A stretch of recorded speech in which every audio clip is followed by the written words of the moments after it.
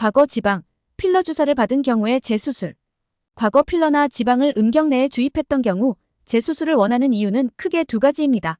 첫 번째는 주사액이 흡수되어 효과가 떨어지거나 거의 없어졌기 때문에 다시 영구적인 확대 효과를 볼 수 있는 음경 확대술을 제대로 받기 위한 것입니다.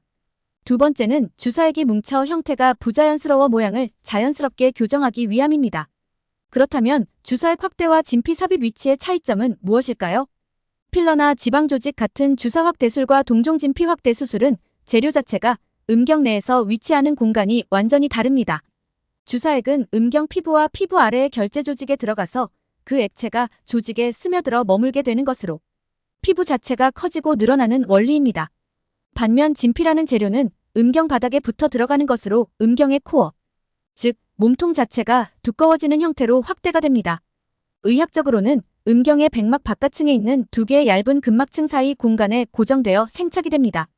진피 확대의 경우에는 손으로 만져보았을 때 진피는 음경 몸통과 하나가 되어 생착되므로 몸통 알맹이 자체가 두꺼워진 형태로 효과가 나타납니다. 따라서 평상시와 발기 시의 촉감과 형태를 자연스럽게 만들기에 유리합니다. 주사액을 넣은 분들은 진피 확대가 가능할까요? 필러나 지방 주사액을 주입한 위치가 음경 피부와 그 아래 결체 조직으로 피부 겉부분을 시술한 것이고 동종 진피 확대술은 근막 사이 공간에 진피를 고정시켜주는 것으로 재확대 수술의 경우 이전 시술과 다른 위치를 수술하는 것이라 어렵지가 않습니다.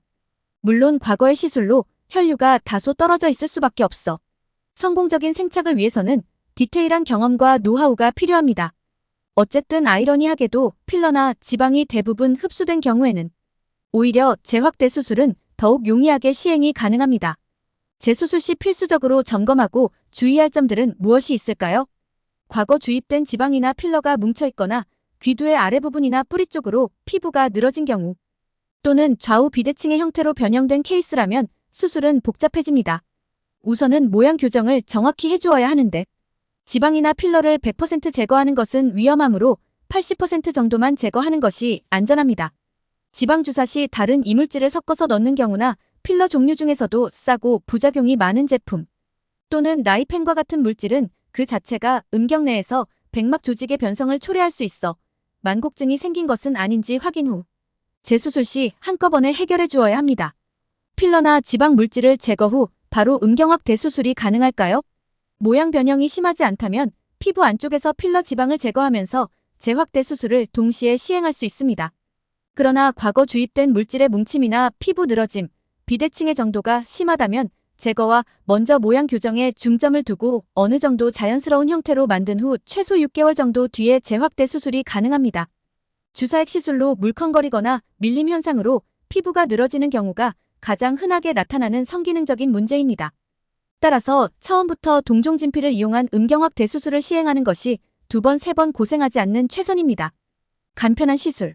수술이 필요 없다. 얼마나 혹하는 문구입니까? 하지만 여러 선진국 미국, 유럽과 국제학회 성기능학회에서는 남성 확대 수술에 있어 동종 저장 진피 확대 수술만을 인정합니다. 국제학회 발표 50회 이상의 LJ 비뇨기과 장수연 원장은 10,000명 이상의 남성들을 직접 집도하였고 20년 노하우가 접목된 포엠코어 음경 확대 수술을 시행하고 있습니다. 도움이 되셨기를 바랍니다.